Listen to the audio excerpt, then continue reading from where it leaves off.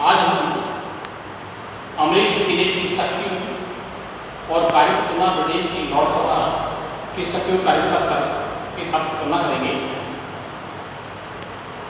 अमेरिकी सीनेट के दो सदन होते हैं, प्रतिनिधि सभा और सीनेट। सीनेट अमेरिकी कांग्रेस का अध्यक्ष और सदन माना जाता है। ब्रिटिश संसद के भी दो सदन होते हैं, लोक सदन ब्रिटिश संसद का निम्न और प्रथम सदन माना जाता है और लोकसभा संसद का द्वितीय और चौथा सदन माना जाता है। अमेरिकी संविधान के द्वारा प्रतिनिधि सभा की तुलना में सीनेट को महत्वपूर्ण अधिकार और शक्तियां प्रदान की गई हैं। यद्यपि वह देश की संसद का, देश की देशाधिकार का द्वितीय सदन होता है, लेकिन अमेरिकी सीनेट की शक्ति की तुलना यदि विश्व की संसद के द्वितीय सदन के साथ की जाती है तो यह कहा जा सकता है कि चाहे विधायी क्षेत्र की बात करें, चाहे प्रशासनिक क्षेत्र की बात करें, चाहे वित्तीय क्षेत्र की बात करें, चाहे न्यायिक क्षेत्र की बात करें, ऐसे बहुत सारे क्षेत्र होते हैं जिनमें निश्चित रूप से अमेरिकी सीनेट विश्व की संसद के द्वितीय सदन में सर्वाधिक शक्तिशाली सदन होता है। कहने मतलब यह है कि British House of Lords, British Lok Sabha ने केवल संसद का द्वितीय और उच्च सदन होता है, बल्कि गौण सदन होता है, जिसे विधायी क्षेत्र में, प्रशासकीय क्षेत्र में, अन्य कार्य क्षेत्र होते हैं, उनमें अमेरिकी सीनेट के समान शक्तियां प्राप्त नहीं होती। आज हम अमेरिकी सीनेट की शक्ति की तुलना ब्रिटिश लोक सभा के साथ निम्न बिंदुओं के आधार पर कर सकते हैं। सबसे पहले लेते हैं वित्तीय क्षेत्र। वित्तीय क्षेत्र में यदि जो आय और व्यय से संबंधित विधेयक होते हैं,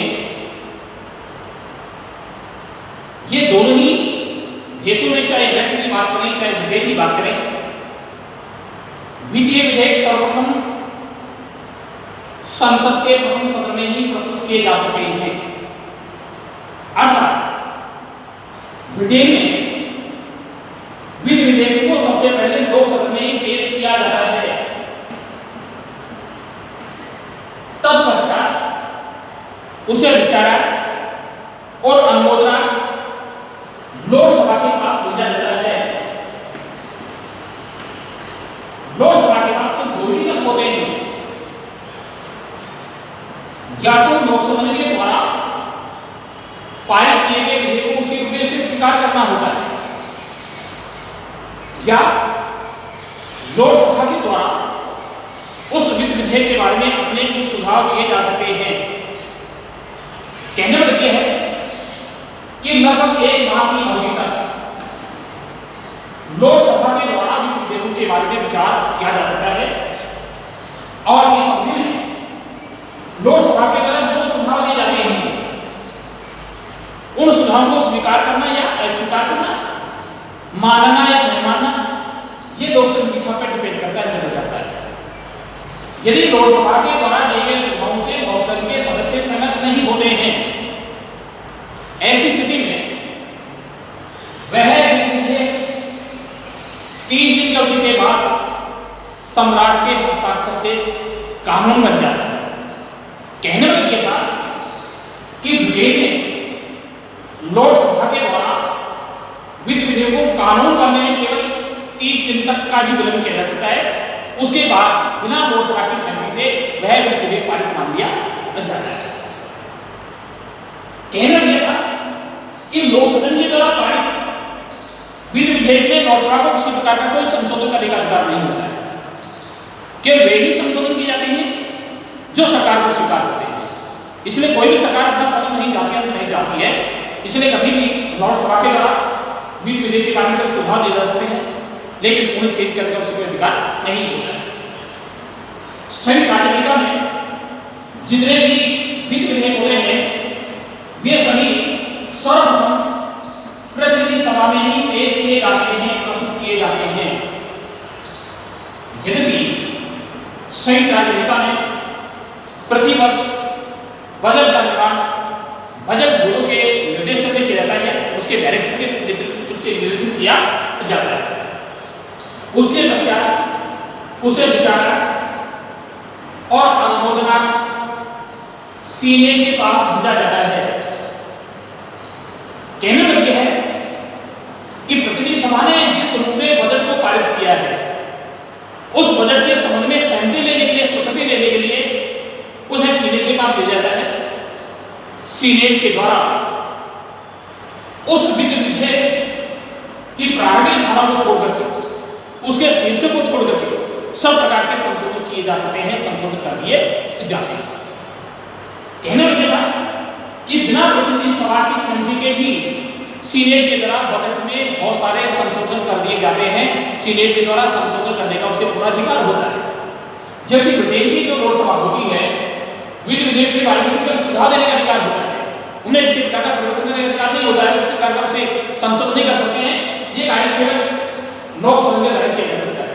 लेकिन अमेरिका में प्रतिनिधि सभा के द्वारा पारित वित्त विधेयकों में सीनेट के द्वारा उसकी प्रारंभिक धारा को छोड़कर के सब प्रकार के संशोधन कर दिए जाते हैं। अतः वित्तीय क्षेत्र में ये कहा जा सकता है कि निश्चित रूप से ब्रिटेन की जो सीनेट होती है, जो ब्रिटेन की लोकसभा होती है, वह अमेरिकी सीनेट से निर्भर होती है, शक्तिशाली नहीं होती है। अर्थात ब्रिटेन के संबंध में सीनेट को बहुत शक्तियां प्राप्त होती है, जबकि लोकसभा को शक्तियां प्राप्त नहीं होती है। अगली बात करते हैं साधारण विधायी क्षेत्र की बात करते हैं। विधायी क्षेत्र में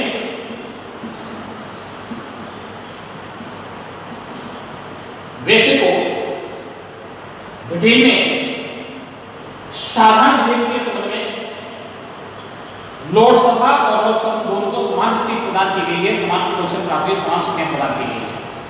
कहने में यह है किस प्रकार के विधेयक जिनका किसी प्रकार के आय और वैसे नहीं होता है, जो प्राधान्य होते हैं, इस प्रकार के विधेयक किसी भी सदन में पेश किए जा सकते हैं और दोनों सदनों के द्वारा पारित होने के पश्चात सम्राट की स्वीकृति से वह विधेयक कानून का रूप लेता, कानून बन जाता है। कहने में यह है किस प्रकार का कोई साधन नहीं है, जब सिर्फ लोकसभा के द्वारा, हाउस ऑफ कॉमन्स के द्वारा पारित कर दिया जाए, तब पश्चात उसे विचारा, अनुमोदना लोकसभा के पास भेजा जाता है। लोकसभा के सदस्य लोकसभा के द्वारा पारित उस साधारण विधेयक के बारे में अधिकतम 1 वर्ष तक विचार कर सकते हैं। लोकसभा के पास दो ही विकल्प होते हैं।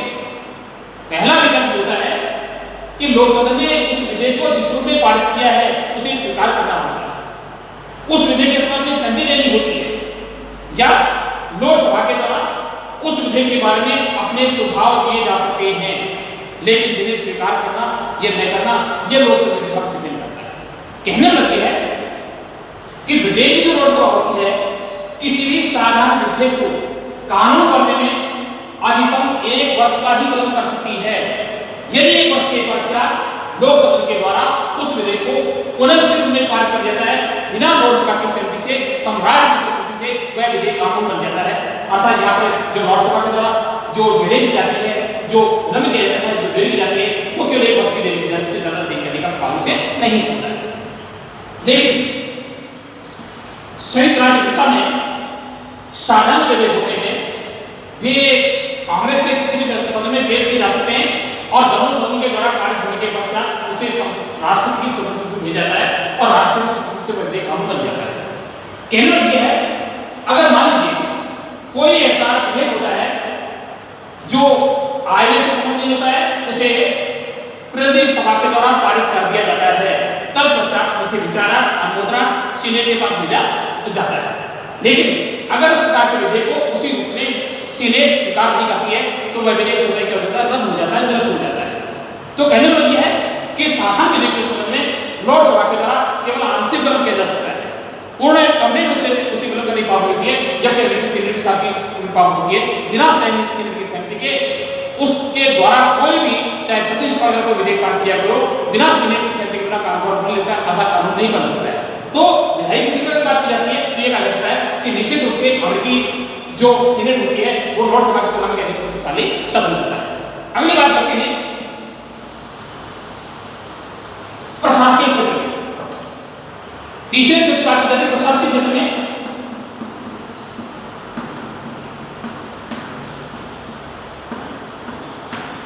प्रशासकीय क्षेत्र में भी अमेरिकी सीनेट ब्रिटेन की लोकसभा से कुछ अधिक शक्तिशाली सदन होता है। कहने में लगती है कि पहली बात यह है कि जितने भी अंतरराष्ट्रीय संधियां और समझौते राष्ट्रपति के द्वारा किए जाते हैं, लेकिन अमेरिकी राष्ट्रपति के द्वारा इस प्रकार के जो संधियां समझौते विदेश के राष्ट्र के साथ किए जाते हैं, ये जब तक प्रभावी नहीं हो सकते हैं, जब तक कानून के रूप में कानून से प्रभाव नहीं हो सकती है, जब तक सीनेट के द्वारा समर्थन नहीं कर दिया जाता है। अर्थात बिना सीनेट की सहमति से कोई भी अंतरराष्ट्रीय संधि समझौता लागू नहीं हो सकता है, वह कानून का रूप नहीं ले सकता है। जबकि ब्रिटेन के प्रधानमंत्री के द्वारा अंतरराष्ट्रीय क्षेत्र में जो संधियां की जाती हैं, जो समझौते किए जाते हैं, उनके अनुसमर्थन की किसी भी संधि की आवश्यकता नहीं होती है।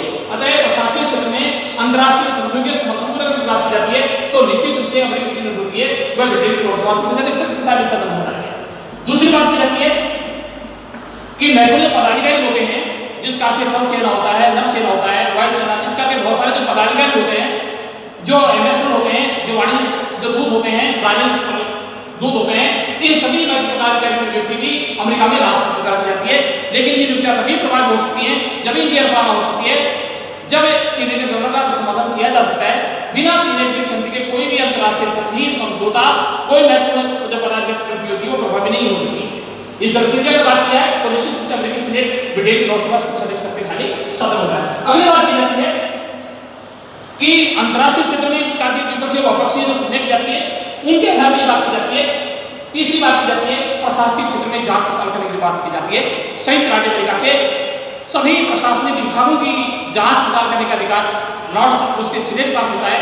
अर्थात सदैव इस बात का उन्हें सत्ता करता है कि सीनेट के द्वारा उनके प्रशासनिक विभागों में जांच पड़ताल की जा सकती है, इसलिए वो सदैव अलर्ट रहते हैं, सतर्क रहते हैं। लेकिन ब्रिटेन की लोकसभा को किसी भी प्रशासनिक विभाग के कार्य प्रणाली के बारे में, फंक्शन के बारे में, उनके कृषि कर्ता उसे जांच करने का अधिकार नहीं होता। तो आज ये कह सकते हैं कि ब्रिटेन की जो लोकसभा होती है वो निश्चित रूप से अमेरिकी सीनेट से बहुत कम शक्तिशाली सदन होता है, निर्बल स्थिति होती है। जहां न्याय क्षेत्र की बात की जाती है, न्याय क्षेत्र में निश्चित रूप से ब्रिटेन की जो लोकसभा होती है वह अमेरिकी सीनेट से अधिक शक्तिशाली होता है, क्योंकि यहाँ पर न्याय प्रणाली का अभाव आ जाता है। इसलिए लोकसभा के द्वारा जो कार्रवाई की जाती है उसकी वैधता उसकी जांच नहीं की जा सकती है। कल करेंगे अपने भारतीय राज्यसभा के साथ अमेरिकी सीनेट की शक्तियों की तुलना करेंगे। धन्यवाद।